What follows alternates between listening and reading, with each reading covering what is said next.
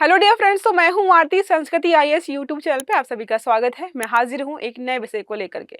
आज का टॉपिक हमारा बहुत इंटरेस्टिंग है। हम सभी ने जो है स्कूल कॉलेज में जो है टीचर्स के माध्यम से या टीचर्स के द्वारा मार वगैरह खाई होगी। उत्तर प्रदेश का मामला है। एक बच्चे को जो है टीचर ने इतना मारा कि उस बच्चे की मृत्यु हो गई। बच्चा बहुत छोटा सा, बहुत बड़ा नहीं था। इसके अलावा भी आपने बहुत सारी घटनाएं ऐसी पढ़ी होंगी कि टीचर ने इतना मारा कि बच्चे की सुनाई देना बंद हो गया या जो बहुत ज्यादा घायल हो गया, हॉस्पिटल में भर्ती किया गया।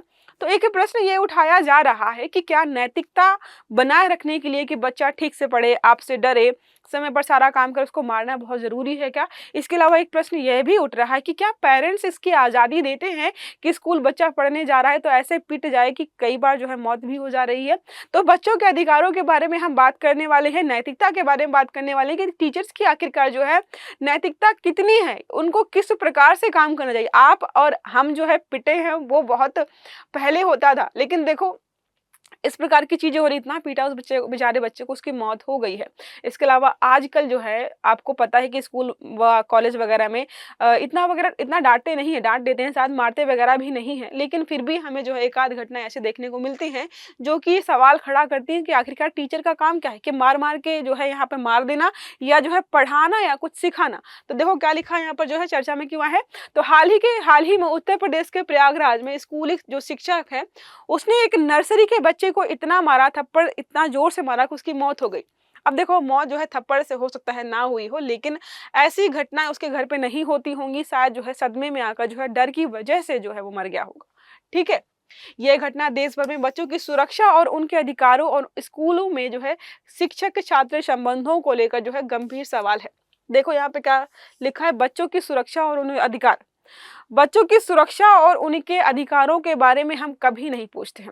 आप में से सबके पेरेंट जब भी किसी छोटे बच्चे का एडमिशन कराने के लिए किसी स्कूल में जाते हैं तो क्या पूछा जाता है कि एसी वगैरह है यहाँ पर, अच्छा स्कूल की डेस्क अच्छी हैं, अच्छा टीचर्स वगैरह हैं आपके पर, अच्छा अच्छे से पढ़ाते हैं, फीस कितनी। कभी ये नहीं पूछते हैं कि आपके टीचर्स मारते तो नहीं है बच्चों को, क्योंकि हमने सुना है कि फला फला स्कूल में बच्चे को इतना मारा गया तो उसकी मौत हो गई या बहरा हो गया, आँख चली गई, रोशनी चली गई। तो इस प्रकार की घटनाएं होती हैं, लेकिन पेरेंट्स कभी भी इस बारे में नहीं पूछते हैं कि उनके बच्चे वहां पर सुरक्षित है कि नहीं है।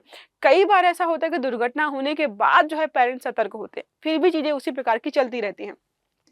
अब बात करते हैं मुख्य बिंदुओं की, कानूनी परिप्रेक्ष्य की बात करते हैं। अनुच्छेद 21 हमारा क्या बोलता है, जीवन का अधिकार है, व्यक्ति के स्वतंत्रता का अधिकार है। अब बच्चों की गरिमा और जो है सुरक्षा भी इसमें सम्मिलित है। तो यहाँ पर जगह जेंडर तो मेंशन किया नहीं गया, तो इसमें सब कुछ आ जाता है, चाहे बच्चा हो चाहे बुजुर्ग हो, कोई भी हो। इसके अलावा जो आरटीआई एक्ट हमारा 2009 की धारा 17 है वो बोलती है शारीरिक दंड और मानसिक प्रताड़ना पूर्ण प्रतिबंधित है। किसी भी प्रकार से किसी के साथ भी इस प्रकार का जो है अगर आप व्यवहार कर रहे हो तो ये पूर्णतः प्रतिबंधित है। इसके अलावा जे एक्ट जो 2015 का हमारा है, बच्चों के प्रति हिंसा को अपराध की श्रेणी में रखा गया है, लेकिन बच्चों को नहीं पता है, ना ही बच्चों को पता होता है, ना ही पेरेंट्स को। कई बार तो पेरेंट्स खुद ऐसे होते हैं कि बोलते हैं मार मार के सिखाओ इसको, लेकिन इतना नहीं मारना है। अगर कोई बच्चा ऐसा है जो किसी चीज को नहीं सीख सकता है, हमारे इंडियन पेरेंट्स की प्रॉब्लम होती है कि वो सिखाना चाहते हैं जो उनको लगता है कि बच्चे को सीखना चाहिए, ना कि ये सोचते हैं कि बच्चा आखिरकार सीखना क्या चाहता है। बच्चे का जो है इंटरेस्ट मैथ में है ही नहीं, जीरो है उसका इंटरेस्ट मैथ में। वो जो है म्यूजिक में जाना चाहता है, लेकिन बच्चे को मार मार के मैथ सिखाना चाहते हैं। तो इस प्रकार की घटनाएं लगातार होती हैं। सुप्रीम कोर्ट का निर्णय 2001 का यहाँ पर है, बच्चों की गरिमा के साथ खिलवाड़ असंवैधानिक है। ये सुप्रीम कोर्ट ने बोल रखा है, लेकिन कौन सीरियस ले रहा है इन्हें। अब बात करते हैं कारपोरल पनिशमेंट के प्रभाव। तो बच्चों के मानसिक स्वास्थ्य पर गहरा नकारात्मक प्रभाव होता है। कई बार जो है बच्चों के साथ स्कूल में इतनी मारपीट होती है कि वो उनके लिए लाइफ लॉन्ग ट्रॉमा बन जाता है, उससे कभी उभर नहीं पाते हैं। लेकिन ये टीचर्स को कहाँ पता है। आत्मविश्वास में गिरावट आती है, भय का वातावरण होता है। कई बार टीचर्स मारते ही नहीं है, पूरे क्लास के सामने आपकी इंसल्ट भी करते हैं। इसके बाद होता क्या है, बच्चे का क्या है, आत्मविश्वास गिरना शुरू हो जाता है। जो चीज आप जो है कर रहे हो कि इसमें कॉन्फिडेंस आए, ये सीखना शुरू करे, बेहतर प्रदर्शन करे, उसका अपोजिट होता है बच्चे के साथ दुर्व्यवहार करने से और उसको मारने से। इसके अलावा शैक्षणिक प्रदर्शन भी खराब होता है, सामाजिक व्यवहार में भी बाधा आती है। मात्र और मात्र इस तरीके से कि आपके जो है आपको स्कूल में बच्चे को भेजा जा रहा है ताकि आप उसको जो है बेहतर कर पाए, लेकिन इतने स्ट्रिक्ट टीचर्स होते हैं कुछ कुछ कि इतना मारते हैं कि बच्चे का जो है पूरा जीवन बर्बाद हो जाता है। जब मैं पढ़ती थी 11th-12th क्लास में, तो मेरी एक हिंदी की टीचर थी और क्लास में जो है एक मानसी नाम की लड़की थी। मैम जब भी आती थी पहले उसको उठाती थी, 2 थप्पड़ मारती थी, फिर क्लास स्टार्ट होती थी। क्लास खत्म होने के बाद उसको उठाती थी, 2 थप्पड़ मारती थी और फिर क्लास खत्म होती थी। तो हम बोलते थे कि मैम ने जो है इसको क्लास का घंटा बना रखा है या मंदिर का घंटा है कि आते टाइम 2 बार बजाओ और जाते टाइम 2 बार बजाओ। वो बेचारी इतनी सहमी डरी रहती थी, कुछ नहीं बोलती थी।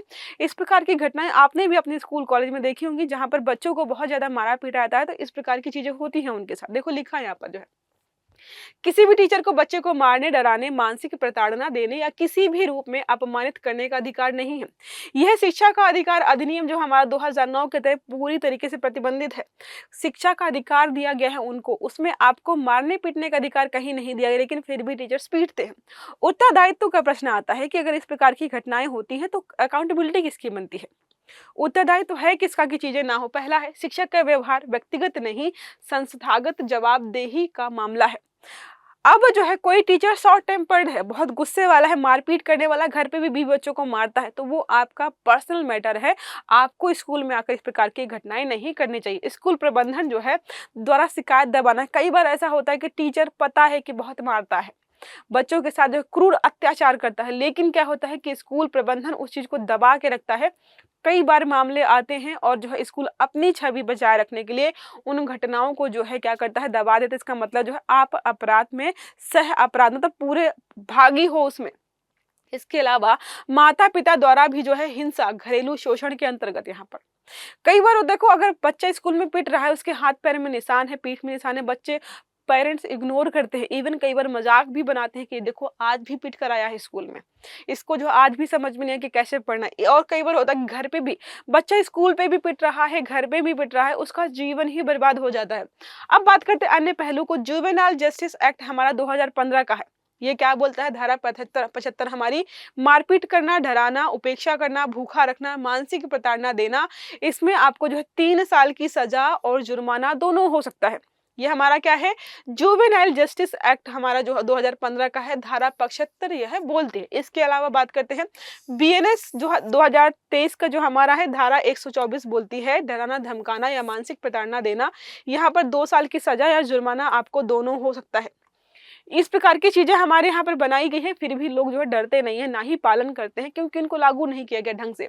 अब बात करते हैं शिक्षा में नैतिकता का अभाव, तो हमें दिखाई दे रहा है नर्सरी के बच्चे को इतना मारना, मतलब जो है टीचर में नैतिकता, एम्पैथी, सिंपैथी कुछ नहीं था। उस पर सवाल उठाया जाए, संस्थागत तंत्र की विफलता, तो ये सिर्फ एक टीचर की विफलता नहीं है, पूरे स्कूल जो है स्कूल की विफलता है कि इस प्रकार की घटना वहां पर हुई है। स्कूल में निगरानी समितियों का अभाव है, क्योंकि इस टीचर ने ऐसा वाकया पहली बार नहीं किया होगा, इसके पहले भी बच्चों को मारा होगा, भले ही उनकी मौत ना हुई हो, लेकिन वो घायल हुए होंगे, उसको जो है बहुत चोट वगैरह आई होगी, लेकिन शायद यहाँ पर कोई निगरानी तंत्र नहीं है जो देख पाए कि उनके परिवेश में कोई टीचर किस प्रकार से बच्चों के साथ व्यवहार कर रहा है। बाल संरक्षण तंत्र और जो है एनसीपीसीआर और सीडब्ल्यूसी की सुस्त प्रक्रिया, ये जो है जो संस्थान बनाए गए हैं बच्चों के लिए, ये जो है काम ही नहीं कर। देखो अगर आप एनालाइज करेंगे ना, तो सबके अधिकारों के लिए बढ़ चढ़कर बात होती है। SC ST कैटेगरीज के लिए बात होगी, वुमेन एम्पावरमेंट की बात होगी, महिलाओं के अधिकारों की बात होगी, वृद्ध जनों के अधिकारों की बात होगी, लेकिन बच्चों के अधिकारों की बात की आती है ना, तो बहुत ज्यादा सुस्ती दिखाई देती है हमें, सरकार की तरफ से भी, सरकारी संस्थाओं की तरफ से भी, इवन पेरेंट्स की तरफ से भी। ये चीजें हैं जो कि इन घटनाओं का कारण बनती हैं। समाज में बच्चों के प्रति दृष्टिकोण की बात करते हैं तो अनुशासन के नाम पर हिंसा को सामाजिक स्वीकृति है कि पढ़ नहीं रहा था तो 2 डंडे मार दिए, स्कूल देर से आया था तो 2 डंडे मार दिए, जो है अगर बात नहीं सुन रहा था तो 4 डंडे मार दिए, स्कूल में रिजल्ट अच्छा नहीं आया था तो मुर्गा बना दिया। मतलब जो है अनुशासन के नाम पर बच्चों की मारपीट या उसके साथ जो हिंसा होती है उसको हमने अनुमति दे रखी है, समाज में स्वीकृति है कि ये तो होता ही है, टीचर्स तो बच्चों को मारते ही हैं। इस प्रकार की जो हमारी अवधारणाएं हैं वो अपने आप में समस्या है। बच्चा है, मार दिया तो क्या, ये स्टेटमेंट बहुत यूज किया था, बच्चा ही तो है, मार दिया तो क्या, पढ़ाने के लिए ही मारा है, इस चीज की वजह से क्या होता है, ये चीजें हमें दिखाई दे रही। दूसरा है संवेदनशील प्रशासन की आवश्यकता है, ऐसा प्रशासन हो जो बच्चों के अधिकारों को देखे, उनको समझे और उनकी निगरानी करे, ताकि जो है अगर इनके खिलाफ कोई भी यहाँ पर जो है कुछ होता है तो उनके हम कार्यवाही कर पाए। अब बात करते हैं समाधान की दिशा में सुझाव। तो पहला क्या है? सख्त निगरानी तंत्र। हर स्कूल में एक निगरानी तंत्र होना चाहिए कि वहां के बच्चों के साथ कोई जो है छेड़छाड़, कोई दुर्घटना तो नहीं हो रही है। कल को सेक्सुअल असॉल्ट भी हो सकता है, कल को बच्चों में आपसी कोई विवाद हो सकता है जिसमें बच्चे आपस में मारपीट कर सकते हैं। तो सबकी निगरानी के लिए एक निगरानी तंत्र होना चाहिए। शिक्षकों के लिए प्रशिक्षण, बच्चों के साथ साथ शिक्षकों को भी पता होना चाहिए कि कैसे पढ़ाना है। सिर्फ मारना पीटना इससे जो है पढ़ाई नहीं होती है पूरी। अभिभावकों और छात्रों की जागरूकता, बच्चे को भी पता होना चाहिए कि अगर टीचर इस हद तक मार रहा है तो ये गलत है। उसके साथ जो है बच्चे को अपने अभिभावकों को भी बताना चाहिए। इवन अभिभावक जो होते हैं, पेरेंट्स होते हैं, उनको समय समय पर आकर के स्कूल में असेसमेंट करना चाहिए कि उनका बच्चा सुरक्षित जगह पर तो रहा है। पारदर्शी शिकायत व्यवस्था, शिकायत करने के लिए कोई पोर्टल वगैरह होना चाहिए जहाँ पर इस प्रकार की घटनाओं की शिकायत हो सके। नैतिक शिक्षा का पुनर्परिभाषण यहाँ पर होना चाहिए। स्कूल पाठ्यक्रम में मानवाधिकार, संवैधानिक मूल्यों और जो है करुणा आधारित शिक्षा का यहाँ पर जो है समावेश हो, ताकि बच्चों के साथ साथ टीचर्स को भी पता हो कि चीजें कैसी होनी चाहिए। अब हम नेक्स्ट बात करते हैं, अगर कोई नाबालिग बच्ची के साथ यहाँ पर मारपीट होती है तो किस प्रकार की चीजें हो सकती हैं। तो 16 से 18 साल का आरोपी अगर उसने गंभीर अपराध किया है तो जुवेनाइल जस्टिस बोर्ड तय करेगा कि एडल्ट की तरह ट्रायल किया जाए या नहीं। 16 साल से कम उम्र का अगर कोई व्यक्ति अपराधी है तो अधिकतम 3 साल का जो है यहाँ पर सुधार गृह के लिए वहां पर भेजा जाता है, ताकि बच्चे को सुधारा जा सके। ठीक है, ये अलग अलग प्रकार के हैं, जेल नहीं जो है सुधार पर जोर दिया गया है। इसके अलावा जो है यहाँ पर देखो अलग अलग धाराएं हैं। बीएनएस की धारा 115(2) जो है बोलती है 1 साल तक की सजा, जेल, जुर्माना होगा। ठीक है, अगर थप्पड़ मारा है, कान खींचा या जो है छड़ी से मारा गया है, ये हमारे यहाँ पर नियम कानून है। फिर भी देखो कौन देख रहा है, अपराध होगा। इसके अलावा जो है धारा हमारी जो है 117(2) भी बोलती है 7 साल की सजा होगी। अगर बच्चे को मारपीट की गई है, उसकी जो है कोई हड्डी वगैरह टूट गई या उसको जो है कोई जो है अंग स्थायी रूप से जो है अपंग हो गया, उसके लिए कितना है, 7 साल की सजा है, कारावास दिया गया है। इसके अलावा जो है टीचर की मारपीट गंभीर हो जिससे बच्चे की जान को खतरा हो, जैसे अभी बच्चे की मृत्यु हो गई है तो क्या होगा, 10 साल की सजा हो सकती है या आजीवन कारावास हो सकता है। तो अगर आपके मन में ये आया है जो अभी उत्तर प्रदेश प्रयागराज का मामला है, तो इस मामले में उस टीचर को क्या है, आजीवन कारावास या जो है 10 साल की सजा हो सकती है। अब बात करते हैं टीचर के अपराध के कारण बच्चा अगर सुसाइड कर लेता है तो क्या होगा। बीएनएस की धारा हमारी 106 है, यहाँ पर है 10 साल की सजा, आजीवन कारावास। नेक्स्ट हमारे अगर टीचर की लापरवाही या हिंसा के कारण बच्चे की मौत हो जाए तो भी हमने यहाँ पर देखा सिमिलर है, 10 साल की सजा, या फिर जो है जो परिस्थितियों के आधार पर बढ़ भी सकता है।